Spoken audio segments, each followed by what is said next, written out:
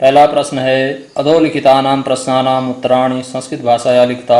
नीचे लिखे प्रश्नों के उत्तर संस्कृत भाषा में लिखने हैं। शक्तिकुमारः कस्यां चिंतायां आपन्नः आसीत्। शक्तिकुमार किसकी चिंता में चिंतित था। तो हमने पढ़ा शक्ति कुमार गुणवती पत्नी कैसे प्राप्त हो इस चिंता से युक्त था। तो हमारा उत्तर हो जाएगा शक्ति कुमारः गुणवती भार्याया चिंतायाम आपन्नः आसीत्। अगला प्रश्न है कावेरी पत्तने स्थितः कुमारी कीदृशी आसीत्। शक्ति कुमार को कावेरी पत्तन में जो कुमारी मिली वह कैसी थी। तो आपने पढ़ा कि वह देखने में सुंदर थी, उसने कम आभूषण पहने हुए थे जिससे ज्ञात होता था कि वह गरीब है। हमारा उत्तर हो जाएगा कावेरी पत्तने स्थिता कुमारी विगलत समृद्धि विरल भूषणाम आसीत्। अगला प्रश्न है कुमारीं विलोक्य शक्ति कुमारः किम अचिंतयत्। उस कुमारी को देखकर शक्ति कुमार ने क्या चिंतन किया। शक्ति कुमार ने सोचा कि इसकी आकृति बता रही है कि यह चरित्र से भी अच्छी है। तो हमारा उत्तर हो जाएगा कुमारीं विलोक्य शक्ति कुमारः अचिंतयत् सेयम् आकृतिर्न शील विरोधिनी इति। अगला प्रश्न है अंगारम विक्रीय तया कुमार्या किम क्रीतम। अंगारों को बेच करके उस कुमारी ने क्या खरीदा। तो आपने देखा कि अंगारों को बेचकर उस कुमारी ने घी, सब्जी, तेल और इमली खरीदी। तो हमारा उत्तर हो जाएगा अंगारम विक्रीय तया कुमार्या घृतम शाकम तैलम चिंचाफलम च क्रीतम। अगला प्रश्न है कुमारी अतिथये भोजनार्थे किम दत्तवती। कुमारी ने अपने अतिथि को भोजन के लिए क्या क्या दिया। तो आपने पढ़ा कुमारी ने अपने अतिथि को भोजन घी सहित चावल और व्यंजन दिए। तो उत्तर हो जाएगा कुमारी अतिथये भोजनार्थम पेयोपहार पूर्वम भोजनम घृत सहितोदनम व्यंजनम च दत्तवती। इयं कथा कस्मात् ग्रंथात् उद्धृता कस्य अस्य प्रणेता। यह कथा किस ग्रंथ से उद्धृत की गई है, इसका प्रणेता कौन है। तो पाठ परिचय में हमने बताया था कि यह कथा 10 कुमार नामक ग्रंथ से उद्धृत की गई है और दंडी इसके प्रणेता हैं। यम कथा 10 कुमार चरित्र ग्रंथात् उद्धृता दंडी च अस्य प्रणेता। अगला प्रश्न है स्थूल पदानि आधृत्य प्रश्न निर्माणम कुरुता। यहाँ पर उत्तर दिए गए हैं, हमें उनका प्रश्न बनाना है, लेकिन शर्त यह है कि जो स्थूल पद हैं केवल उन्हीं को परिवर्तित करना है। पहला है इमान तुषान स्वर्ण कार्य देही। इस भूसे को सुनारों को दे दो। तो हमारा उत्तर बनेगा किसको के लिए आएगा केभ्यो। इमान शान केभ्यो देही। इस भूसे को किसको दे दो। अगला है तया वृद्ध दासी साभिप्रायम आलोकिता। उसके द्वारा अपनी वृद्ध दासी को अभिप्राय पूर्वक देखा गया। बदलना हमने उसके द्वारा प्रश्न बनाना है तो इसके विपरीत पद का संयोजन करेंगे। तो तया के विपरीत होता है कया। प्रश्न बनेगा कया वृद्ध दासी साभिप्रायम आलोकिता। तान तंडुलान क्वथित जले प्राक्षिपत। उसने चावलों को उबलते हुए पानी में डाल दिया। क्वथित उबलते हुए। तो हमारा प्रश्न बनेगा कैसे को लिखेंगे कीदृशे। तान तंडुलान कीदृशे जले प्राक्षिपत। अगला है सा कन्या अतिथिम स्नानाय प्रेरितवती। उस कन्या ने अतिथि को स्नान के लिए प्रेरित किया। तो अतिथि को प्रश्न बनेगा किसको। इसको हम इस प्रकार यहाँ रख देंगे सा कन्या कम स्नानाय प्रेरितवती। अगला प्रश्न है क स्तंभे दत्तानां पदानां समानार्थक पदम ख स्तंभे दत्तम। क स्तंभ और ख स्तंभ हैं। क स्तंभ में पद हैं और ख स्तंभ में उनके समानार्थक अर्थात उसी अर्थ वाले दूसरे पद हैं। दोनों को मिलाना है। अब यहाँ पर ख स्तंभ में वे पद अव्यवस्थित क्रम में दिए गए हैं, उनको हमें व्यवस्थित क्रम में लगाना है। जैसे कलत्रम का अर्थ होता है पत्नी, तो हम इसके सामने पत्नी इस शब्द को रख देंगे। पत्तनम का अर्थ होता है नगरम, तो हम इस पद के सामने नगरम शब्द को रख देंगे।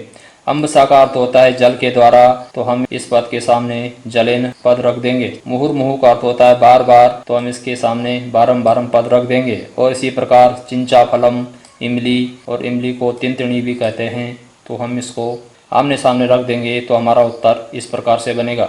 अगला प्रश्न है कोष्टकाद उचितम पदम चित्वा रिक्त स्थानानि पूरयता।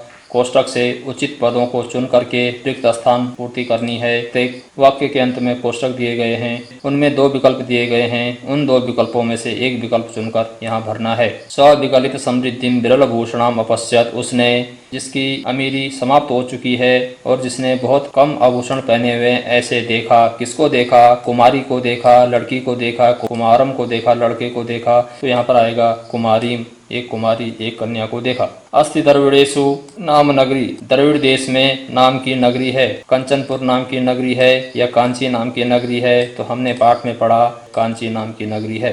ईंधन अर्थात जलती हुई लकड़ियों को अम्बसा जल से कृष्णांगारान अपि काले कोयले को भी प्रेषितवती भेज दिया। तो उसने क्या किया? समयित्वा बुझा करके भेजा या प्रज्वाल्य जला करके भेजा? तो पाठ के आधार पर उत्तर बनेगा समयित्वा बुझा करके भेजा। सा कन्या धात्री मुखेना, उस कन्या ने अपनी दासी के मुख से अतिथिम अतिथि को प्रेरितवती प्रेरित किया। कार्य के लिए प्रेरित किया। स्नान आया स्नान करने के लिए, या शयन आया शयन करने के लिए? तो हमारा उत्तर होगा स्नान आया प्रेरितवती। शिशिरवारिणा पेयमाचमनम च, और ठंडे पानी से पीने के लिए जल कृतवती किया या दत्तवती दिया? तो पाठ के आधार पर सही उत्तर होगा दत्तवती। तो हम इन सही विकल्पों को रिक्त स्थानों में भरते चले जाएंगे तो हमारा उत्तर इस प्रकार से बन जाएगा।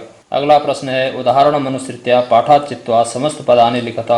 एक उदाहरण यहाँ पर दिया गया है, उसी के अनुसार हमें इन विग्रह पदों को जोड़कर समस्त पद बनाना है, अर्थात जोड़ना है। ई उपसर्ग है, सुस धातु है, ल्यप प्रत्यय है, तो इनको जब हम जोड़ेंगे तो बनेगा हमारा विशोष्य। परि उपसर्ग है, वृद्ध धातु है और ल्यप प्रत्यय है, जब हम इनको जोड़ेंगे तो हमारा बनेगा परिवर्त्य। उप उपसर्ग है, यम धातु है और ल्यप प्रत्यय है, जब हम इनको जोड़ेंगे तो हमारा उत्तर बनेगा उपयम्य। प्र उपसर्ग एक छाल धातु है और ल्यप प्रत्यय है, जब हम इनको जोड़ेंगे तो बनेगा प्रक्षाल्य। पा धातु है और नेत प्रत्यय है, जब हम इनको जोड़ेंगे तो बनेगा पेयः। क्री धातु और नेत प्रत्यय को जोड़ेंगे तो बनेगा कार्यम। अगला प्रश्न है रेखांकित पदानि सर्वनाम पदानि कस्य कृते प्रयुक्तानि तानि लिखता। यहाँ पर वाक्य दिए गए हैं और एक पद उनमें रेखांकित किया गया है। जो रेखांकित किया गया पद है वो सर्वनाम पद है। वह सर्वनाम पद किसके लिए प्रयुक्त किया गया है, हमें ये बताना है। क है 118 वर्ष देशीय चिंतामापन्नः, वह 18 वर्ष का था तो चिंता से युक्त हो गया। तो यह सह वह पद किसके लिए आया है? तो आपने पाठ में पढ़ा कि वह कौन था, वह शक्ति कुमार था, इसलिए हमारा उत्तर हो जाएगा शक्ति कुमार आया। तस्य अतुलित रूप संपदाम अभिभूता शक्ति कुमार अचिंतयत्, के अतुलित सौंदर्य से आकृष्ट होकर शक्ति कुमार ने चिंतन किया। तो तस्या उसके किसके लिए प्रयुक्त किया गया है? पाठ में आपने पढ़ा कि वह कन्या है, तो हमारा उत्तर हो जाएगा कन्याये। आसज्जति मे हृदयम अस्यामेव, आसज्जति डूब रहा है, मे हृदयम मेरा हृदय, अस्यामेव इसी में। शक्ति कुमार चिंतन करता है कि मेरा हृदय इसमें डूब सा रहा है। मैं यह सर्वनाम पद इसमें रेखांकित है, तो मैं कौन? मैं जो हूँ वह शक्ति कुमार है, तो यहाँ पर आ जाएगा शक्ति कुमार आया। अगला है तया अस्य शयन व्यवस्थापि कृता, उसके द्वारा अर्थात कन्या के द्वारा अस्य इस शक्ति कुमार के लिए शयन व्यवस्था भी कृता, सोने की व्यवस्था भी की गई। तया अस्य मने इसकी, किसकी शयन व्यवस्था किसकी की गई? तो उत्तर है शक्ति कुमार की, तो हमारा उत्तर हो जाएगा शक्ति कुमार आया।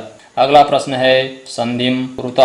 यहाँ पर विग्रह पद दिए गए हैं, इनको जोड़कर संधि करनी है। न अस्ति अदाराणाम, हम इनका संधि करेंगे तो हमें मिलेगा नास्ति अदाराणाम। यहाँ पर अ धन अ बराबर आ हो गया है, तो ना बना। यहाँ पर दीर्घ संधि है, यहाँ पर ई धन अ है, ई और अ को मिलाकर य बन गया है। संधि है यण संधि, सूत्र है इको यणचि। अगला पद है गुणवत अन्नम। गुणवत में पूर्व पद के अंत में व्यंजन त है, आगे स्वर है। यहाँ पर जस्त संधि हुई है और बना गुणवत अन्नम, त को द हो गया। सा इयम, दोनों को जोड़ेंगे तो बनेगा सेयम। आधन ई बराबर ए, यहाँ पर गुण संधि हुई है, सूत्र है आद्गुण। परीक्षोद्वहामी, दोनों पदों को जोड़ेंगे तो बनेगा परीक्षोद्वहामी। यहाँ पर अधन उ बराबर ओ हो गया है, सूत्र है आद्गुण और संधि गुण संधि है। पुनः अम्बसा, इन दोनों पदों को जोड़ेंगे तो बनेगा पुनरअम्बसा। यहाँ पर विसर्गों को र हुआ है, सूत्र है स सजुषोरु। अगला प्रश्न है निम्नलिखित शब्दानाम सहायतया वाक्य प्रयोगम कुरुता। कुछ शब्द दिए गए हैं, हमने उनका वाक्य प्रयोग करना है। वाक्य प्रयोग करते समय हमें कुछ सावधानियां बरतनी होती हैं। पहली सावधानी तो यह कि वाक्य छोटा व स्पष्ट होना चाहिए, और जो वाक्य हमने बनाया है उस वाक्य में वह शब्द भी आना चाहिए जिसका हम वाक्य प्रयोग कर रहे हैं। तो प्रक्षाल्य का अर्थ होता है धो करके, कि वह फल धो करके खाता है, वह कपड़े धो करके पहनता है, वह हाथ धो करके भोजन करता है। इस तरह से छोटे छोटे वाक्य बनाएंगे और फिर उसको संस्कृत में अनुवाद कर देंगे। तो हमने इसका अनुवाद बनाया है स वस्त्रम प्रक्षाल्य स्नानम करोति, वह वस्त्र धो करके स्नान करता है। और जो ये प्रक्षाल्य शब्द है जिसका हम वाक्य प्रयोग कर रहे हैं, हम इसको रेखांकित भी कर देंगे। अम्बसा, जल के द्वारा, हमने यहाँ पर उत्तर बनाया है सा अम्बसा सिंचनम करोति, वह जल से सिंचन करती है। पत्तने, पत्तन का अर्थ होता है नगर, और पत्तने का अर्थ हो गया नगर में। छोटा सा वाक्य बना लेंगे। पत्तने अपराधानां बाहुल्यम भवति, नगर में अपराधों की बहुलता होती है। अगला है मुहुर्मुहु। मुहुर्मुहु का अर्थ होता है बार बार। छात्र मुहुर्मुहु पठति, छात्र जो है बार बार पढ़ता है। चत्वरे, चत्वर कहते हैं आंगन, और चत्वरे का अर्थ हो गया आंगन में। तस्य चत्वरे आम्रस्य वृक्ष अस्ति, उसके आंगन में आम का वृक्ष है। तो प्रिय छात्रों, इस तरह से इस पाठ का अभ्यास कार्य भी पूर्ण हुआ। आप लोग समस्त अभ्यास कार्य को अपनी पाठ्य पुस्तिका में उतारते रहेंगे। अगले पाठ को लेकर शीघ्र ही मिलते हैं। तावत शुभमस्तु।